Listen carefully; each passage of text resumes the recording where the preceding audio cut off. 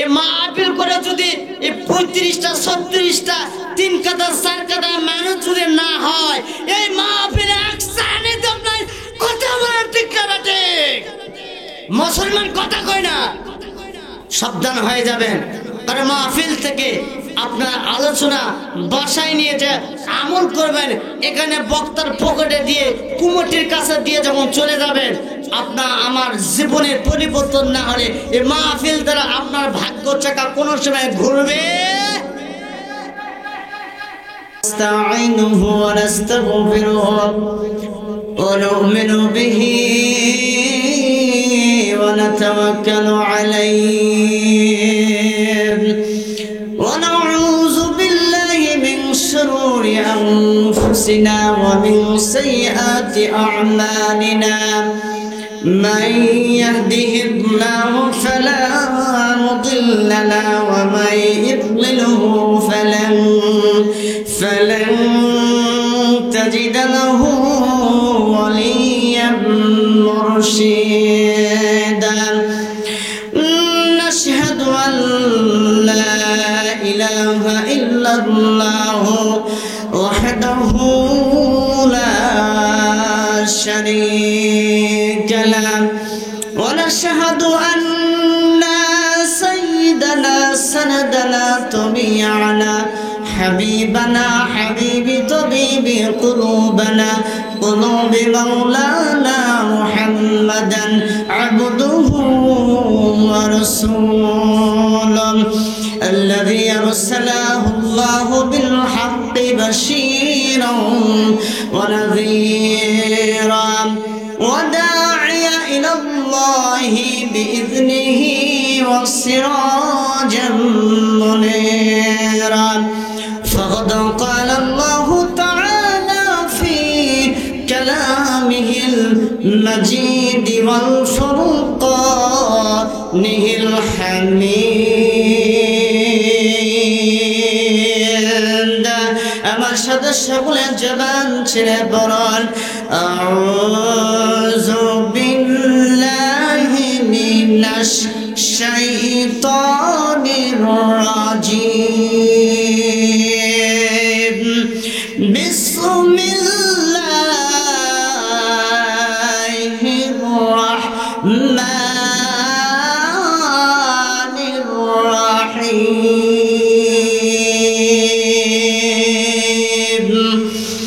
وقضى ربك ألا تعبدوا إلا إياه وبالوالدين إحسانا.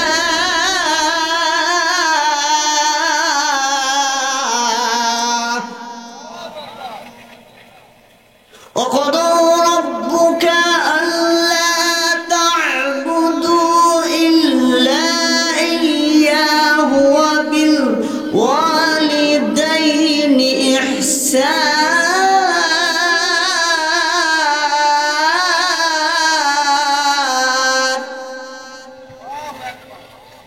إلا إياه وبالوالدين إحسانا.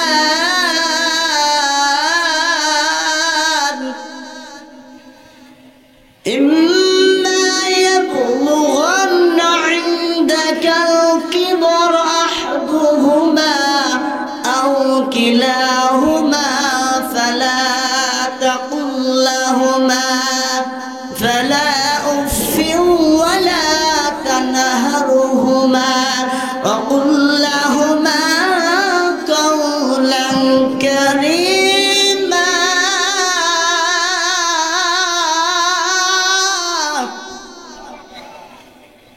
واخفض لهما جناح الذل من الرحمة وقل رب ارحمهما كما ربياني صغيرا.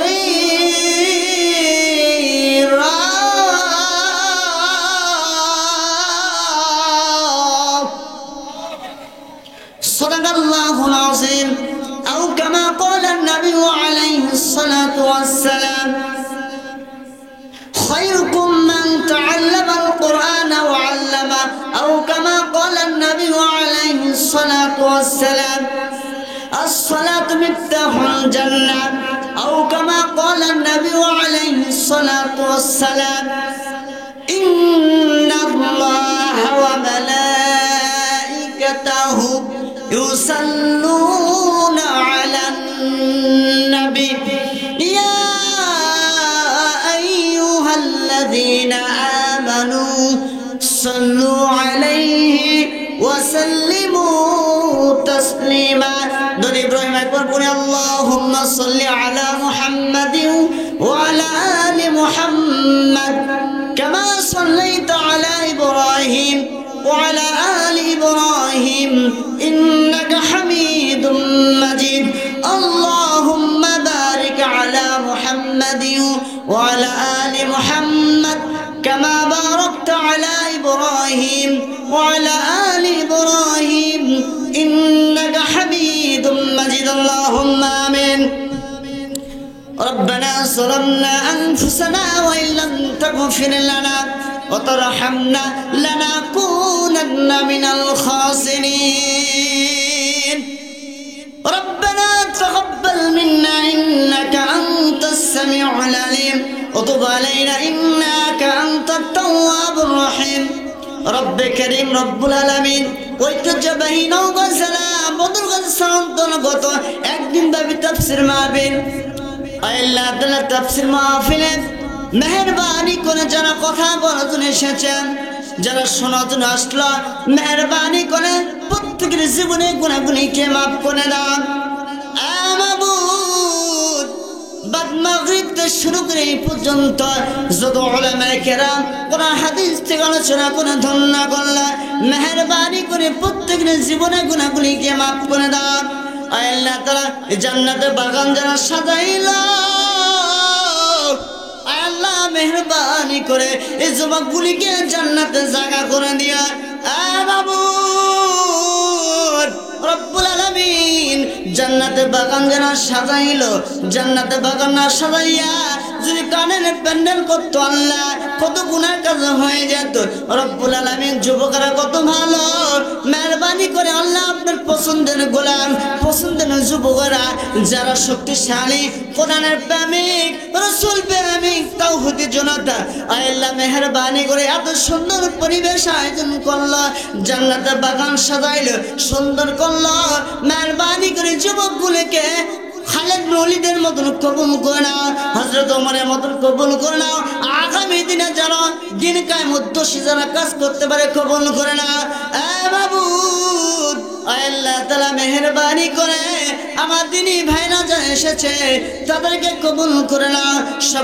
সবার জানের বিনিময়ে আল্লাহ কবুল করে নাও সবার মালকে হেফাজ করার তৌফিক দাও আল্লাহ তা পরিশেষে আপনার দরবারে জানাই আমি গুনাহগার গোলাম আমার ইলম কালাম কিছু নেই আপনার দরবারে ফরিয়াদ জানাই আপনার কুদরতের পার্লামেন্ট থেকে যতটুকু কদর বাজার রেখেছে মাওলা মেহেরবানি করে কোরআন হাদিস থেকে আলোচনা করব শোনার তৌফিক দাও বলার তৌফিক দাও যতটুকু কথা বলার সুযোগ করে দিবা অতটুকু কথা আমি বলতে পারবো না কবুল করে না আল্লাহ আপনার গোলামদের সামনে বেইজ্জতি করো না আল্লাহ সম্মানিত করো আল্লাহ ইজ্জতের সাথে কথা বলে রাখার তৌফিক দাও রব্বুল আলামিন কিয়ামতের ময়দানে মুসিবতের সময় যে সময় আল্লাহ আপনার ছায়া ছাড়া ব্যতীত কোনো ছায়া পাওয়া যাবে না মেহেরবানি করে আল্লাহ সেই দিন সেই মুহূর্ত আজকের মাহফিলকে কেন্দ্র করে সেই মুহূর্তের মধ্যে আল্লাহ আমাদের নাজাতের জরিয়া বানায় দাও আল্লাহ তাআলা মেহেরবানি করে আজকের মাহফিলকে কবুল করে নাও যারা কোনো বাইরে আছে তাদেরকে মাহফিলে আসার তৌফিক দাও যুবকদের আসার তৌফিক দাও মা বোনদের আসার তৌফিক দিয়ে দাও যুবকদের আসার তৌফিক দাও মুরব্বিদেরকে আসার তৌফিক দাও আল্লাহ পরিশেষে আপনার দরবারে আরজি জানাই রব্বুল আলামিন আমাদের মাহফিলকে কবুলের মঞ্জুর করো সুবহান রাব্বিকা রাব্বিল ইজ্জাতি আম্মা ইয়াসিফুন ওয়া সালামুন আলাল মুরসালিন ওয়ালহামদুলিল্লাহি রাব্বিল আলামিন কালমা লা ইলাহা ইল্লাল্লাহ আপনাদের সামনে একটু দাঁড়ায় যান তো কোমরগুলি ভাঙান একটু সামনে দাঁড়ান সকলে কেউ বসে থাকবে না সকলে দাঁড়ান লিল্লাহি তাকবীর একটু সকলে দাঁড়ান কেউ বসে থাকবে না শয়তানের কোমরকে ভেঙে দিয়ে জিকির করে একটু সামনে এগিয়ে আসেন সকলে বলেন লা ইলাহা ইল্লাল্লাহ পারলে একটু সামনের দিকে আসেন বাবা। পিছনে যারা যুবকগুলি আছে মেহরবানি করে সামনে ভিতরের দিকে চলে আসা, আর সামনের দিকে আসো, একটু জিকির করো লা ইলাহা ইল্লাল্লাহ, আরো জোরে লা ইলাহা ইল্লাল্লাহ, লা ইলাহা ইল্লাল্লাহ। বহু বছর পূর্বে, বহু বছর পূর্বে এই দুনিয়ার বুকে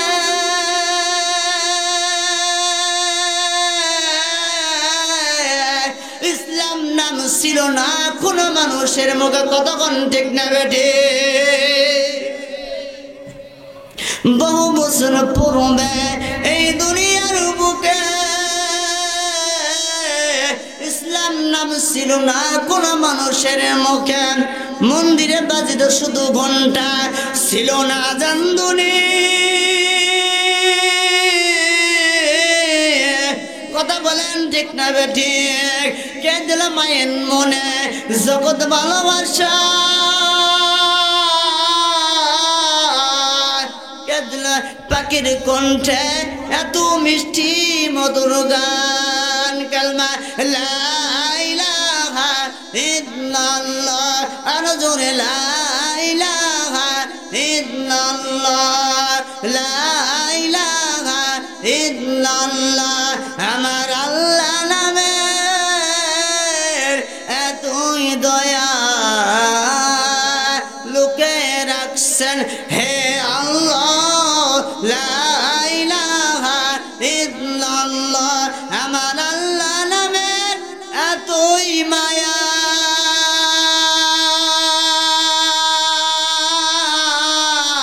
লুকে রাখছেন, হে আল্লাহ লা ইলাহা ইল্লাল্লাহ, লা ইলাহা ইল্লাল্লাহ, লা ইলাহা ইল্লাল্লাহ মুহাম্মাদুর রাসূলুল্লাহ।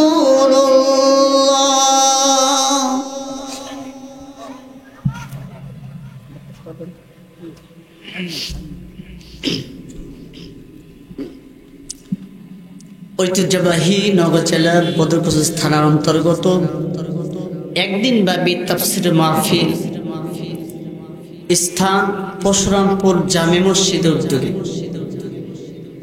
আজকের মাহফিলে সভাপতিত্ব করছেন মাওলানা মুহাম্মদ আবু মাসুদ, পেশ ইমাম পরশুরামপুর জামে মসজিদ।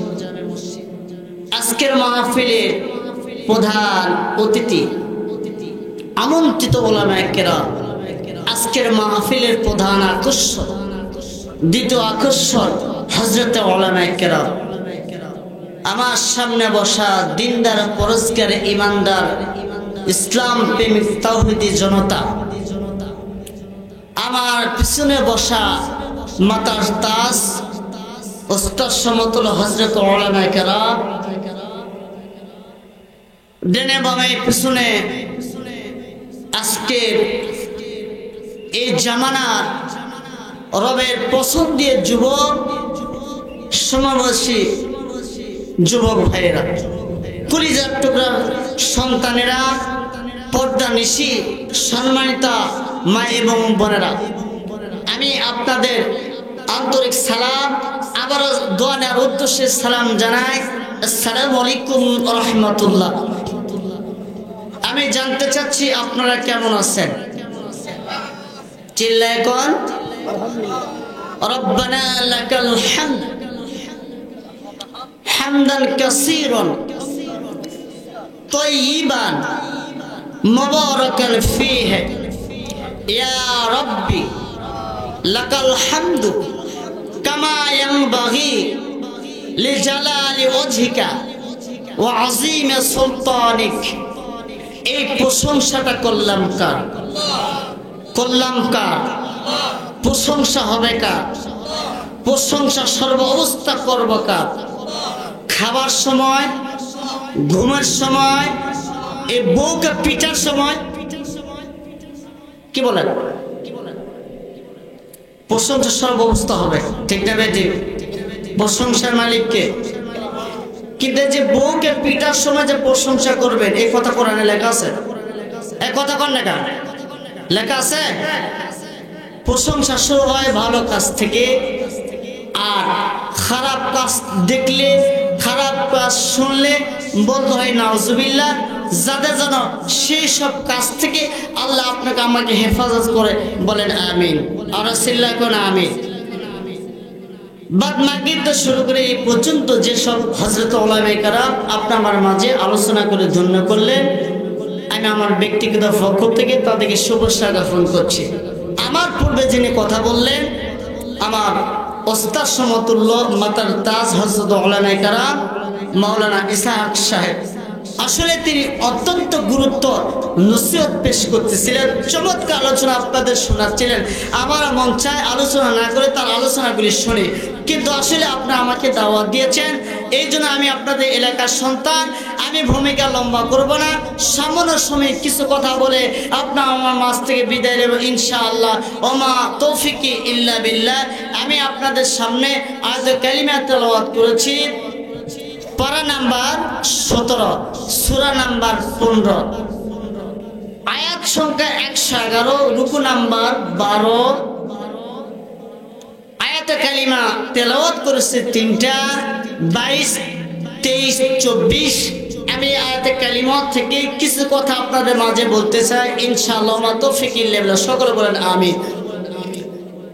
এই আয়াতের মধ্যে আল্লাহ তাআলা কিছু কথা দিয়েছেন। আমার সম্মানিত ভাইরা, আমার সম্মানিত বন্ধুগণ,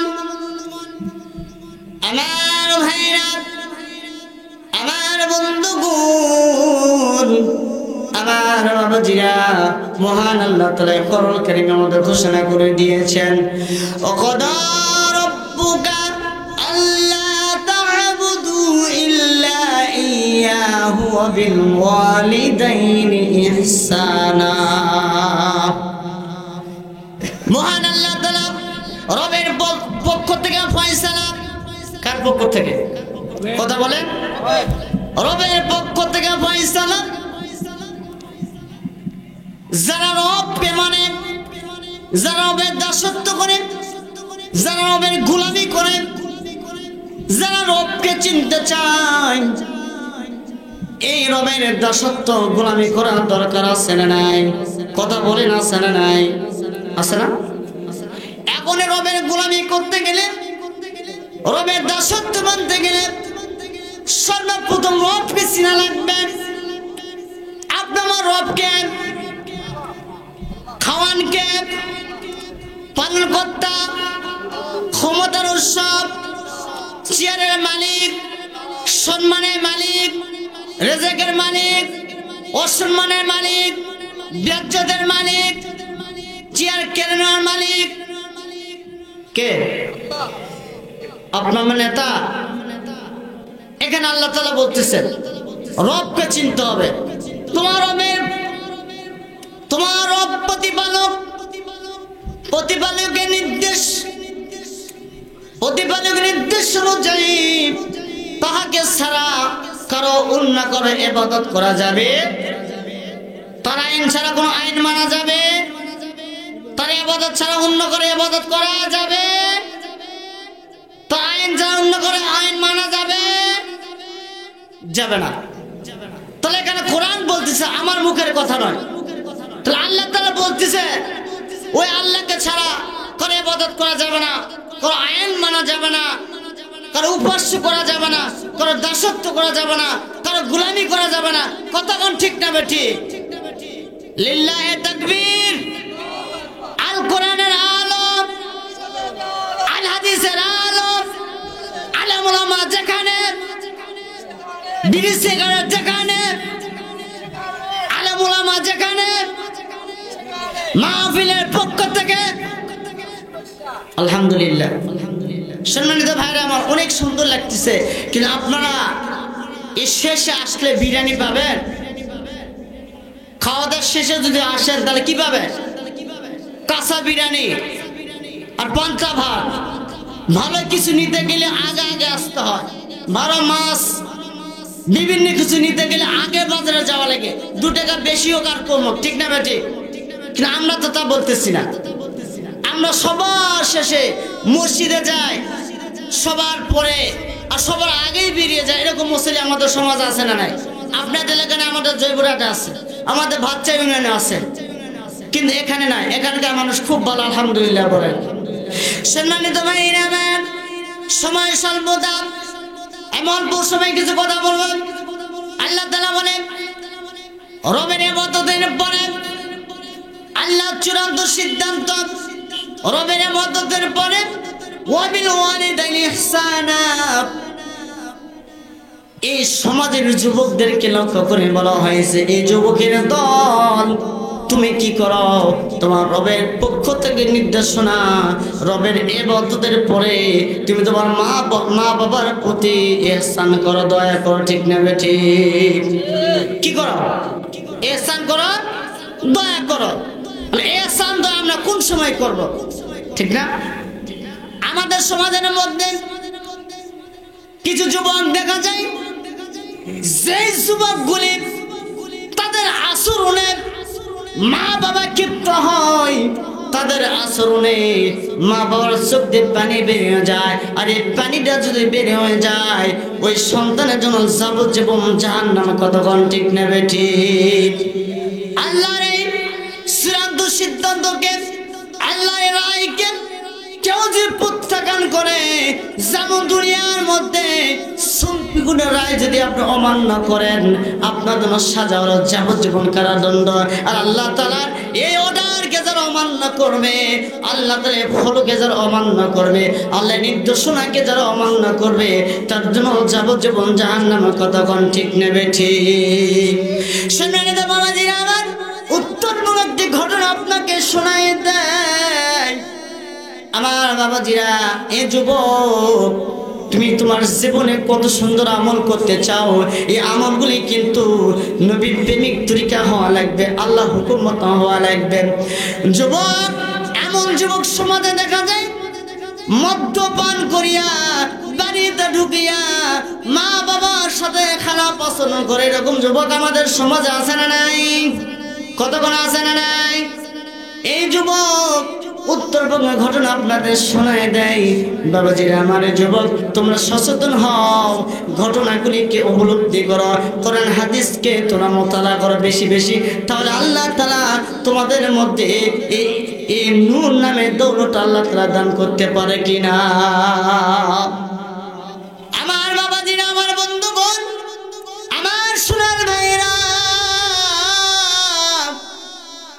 যুবক বাবাকে মেরে রক্তাক্ত করে বিছানায় ফেলে রাখলেন, মাকে অপমানজনক কথা বললেন, বাড়িতে বেরিয়ে বাইক নিয়ে চলে গেলেন। এমন অবস্থা, মা ঘরে দরজা লাগায় আর চোখের পানি ছেড়ে দেয়। মালিক, যে যুবক, যে সন্তান বাবাকে মারতে পারে, মাকে অপমানজনক কথা বলতে পারে, এই সন্তানকে আমার বাড়িতে রাস্তা দিও না, তুমি তোমার রাস্তাতে ফিরে নাও, এই সন্তানের মুখ আমি মাকে আর দেখায় না। আমার সম্মানিত ভাইয়ের, আমার বন্ধুরা রে, বুকে হাত দিয়ে বলি রে যুবক, তুমি তোমার মা বাবাকে কষ্ট দিও না, কোনো খারাপ জনক কথা বলো না, সম্মানজনক কথা বলো। এ যুবক, হাতে ভাই ধরে রে বাবা, তোমার মা বাবাকে কোনো সময় তুমি কষ্ট দিও না। মা ঘরের দরজা লাগায় আর চোখের পানি ছাড়ে দোয়া করে দিল, এ সন্তানকে আর আমাকে মুখ দেখায় না। যুবক চলে গেলেন, রাস্তার পাশে লক্ষ্য করে দেখে এরকম একটা জলসা হচ্ছে। তিনি জলসার উদ্দেশ্যে রওনা দিলেন, রাস্তার পাশে দাঁড়ায় গেলেন, ব্যাগটা উপরে গিয়া সামনের সময় কিছু কথা শুনতে থাকলে চমুক চমুক কথা অন্তরের মধ্যে টানে। আর এই কথাগুলি শোনার জন্য তিনি বসে আছেন। এমন একটা পর্যায়ে কথাগুলিকে ভালো লাগে, তিনি ওই মাহফিলের জলসার আল্লাহর ওলি, বিখ্যাত আল্লাহর ওলি, তিনি বয়ান করতেছে মা বাবা খেদমতের উপরে। এই যুবক পাগল হয়ে গেল, যুবক ঠিক থাকতে পারল না। যুবক করলেন কি, বাইকটাকে মাঠের কোনায় দাঁড় করিয়া এক কোনায় গিয়া বসিয়া যুবক এবার বসিয়া বয়ান শুনতে থাকলাম। এমন অবস্থায় কিছুক্ষণ পর মাঠের কোনায় যুবক যেমন ঘোরাঘুরি করে যুবক যখন মাটিতে গোড়াগড়ি করে এমন একটা পর্যায় আল্লাহর নজরে পড়ে যায়, যুবক তেমন করে কেন, কারণটা কি? যুবক কেমন এরকম করে? মাহফিল শেষে মুনাজাতের পরে কুমুরটিকে বলা হলো, যুবকটাকে আমার সামনে নিয়ে আসো। যুবককে নিয়ে আসা হলো। যুবক দৌড়ে চলে গেলেন, হুজুরের পায়ে পড়ে গেলেন। হুজুর কি বলবো, দুঃখের কথা, আজকাল না মনের ব্যথা। হুজুর আমি মরে গেলাম, আমি শেষ হয়ে গেলাম। হুজুর আমাকে পানি পরে দাও, দুম করে দাও, আমি বাঁচবো না। এবার হুজুর বলে, বাবা তোমার কি ঘটনা, তোমার কি সমস্যা, তুমি খুলে বলা, তোমার মনের কি বেদনা, তোমার কি মনের যন্ত্রণা, তুমি একটু খুলে বলো রে বাবা, তাছাড়া তো আমি বুঝবো না। এবার যুবক বলে, হুজুর আজকে রাতের বেলা সন্ধ্যার সময় বাবাকে রক্ত করে জমিনে ফেলে রেখেছি। হুজুর আমার মাকে অপমানজনক কথা বলেছি, আমার মাকে কাঁদতে দেখলাম। এবার হুজুর বলে, নিবু খারাপ, আমার চোখের সামনে থেকে তুই দূর হয়ে যা। যুবক আর পা ছাড়ে না, চোখের পানি ছেড়ে দেয়। হুজুর আমার জন্য দোয়া করে দাও, আমাকে পানি তুলে দাও। হুজুর হুজুরের মন মানে না, কিছু গোপন মালিকের দরবারে দোয়া চাই, মালিক ও রব্বে কারীম, যুবক না বুঝিয়া গুনাহ করেছে, মেহেরবানি করে যুবকের সব গুনাহগুলিকে মাফ করে দাও। হুজুর বললেন, বাবা তুমি যদি মাফ পাইতে চাও এক্ষুনি দৌড় দাও, তোমার মা বাবার পা ধরে ক্ষমা নাও। যুবক আর দেরি করলেন, এক মুহূর্তে বাসে চলে গেল। গিয়া গভীর রজনীতে দরজায় লক করলে, আগে সন্তানের বিপদ হলে আগে কে জানে বলে? আগে কে জানে? মা জানে না? কথা কর। দরজা লক করলে মা বলে, আমার খোকা এসেছে। কি মা ওয়াদা করেছে সন্তান আসলে দরজা খুলবো না, ওয়াদাবদ্ধ। কিন্তু সন্তান বারবার লং টাইম ডাকতেছে, কান্না করতেছে, মা আমার জন্য দরজাটা খুলে দাও, মা আমার বাঁচার পথ তৈরি করে দাও। সন্তানের কান্না শোনার পর মা দরজা খুলে না, সন্তান বাইরে চলে যায়। আবারও ডাক দেয়, এমন একটা পর্যায়ে আমার অন্তরে কান্না তনক শুরু হয়ে যায়। মা দরজা খুলে দিলে যুবক দৌড়ে যায়, মার পায়ে পড়ে যায়, মা ও মা বেয়াদবি মাফ করো, আমাকে ক্ষমা করে দাও। মা বলল, বাবা রে তোমার বাবা বেহুশ, বিছানায় পড়ে আছে, 3 দিন অবস্থা, তোমার বাবা বেহুশ, তোমার বাবার পা ধরে মাপ না। যুবক চলে গেলেন, বাবার পা ধরে মাপ না, বাবা আমাকে মাপ দাও, তাছাড়া জাহান্নামে যাব। আমার ভাইয়ের, আমার বন্ধু রে, আমি আলোচনা লম্বা করবো না, এখন সমাপ্ত করে দেয়। আপনাদের হাতে ভাই ধরে রে বাবা ও যুবকেরা, এখন ফিরে আসা 5 ওয়াক্ত সালাত নামাজ সালাত জামাতের সাথে আদায় করো। কোরআনের পক্ষে আসা, হাদিসের পক্ষে আসা, আলেমদের পক্ষে আসা, কোরআনের পক্ষে আসা। কোরআনের পক্ষে আসা দরকার আছে না নাই? কতক্ষণ আছে না নাই? আমার ভাইরা, এ যুবক তুমি তোমার মা বাবাকে কষ্ট দেওয়া যত বড় আমল করো না কেন, এই আমলগুলি আল্লাহ তাআলার কাছে তুচ্ছ। কারণ মা বাবাকে কষ্ট দিয়া কোনোদিন জান্নাত পাওয়া যাবে না। কারণ আল্লাহ কোরআনে বলছে, লা তানহারহুমা ওয়া কুল লাহুমা কাওলান কারীমা। আল্লাহু আকবার। সম্মানিত ভাইরা আমার, আসলে আল্লাহ তাআলা বলছে, যারা আমার নির্দেশনাকে অমান্য করবে তাদের জন্য যাবজ্জীবন জাহান্নাম, ওই সন্তানের জন্য জাহান্নাম অবধারিত। আর ফজরের নামাজ পড়বে না কারা কারা হাত তুলে দেখান তো। ফজরের নামাজ আপনি পড়বেন না? পড়বেন ইনশাআল্লাহ। আপনাদের জুমায় ফজর নামাজ কয় কাতার মানুষ হয়? এই ডেটা আপনারা এখানে পোস্টার লিখেছেন, এই মসজিদ সংলগ্ন মাহফিল, এই মাহফিল করে যদি এই 35টা 36টা 3 কাতা 4 কাতা মানুষ যদি না হয়, এই মাহফিলে এক সানে তো আপনার কথা বলার ঠিক কাটে। মুসলমান কথা কয় না, সাবধান হয়ে যাবেন।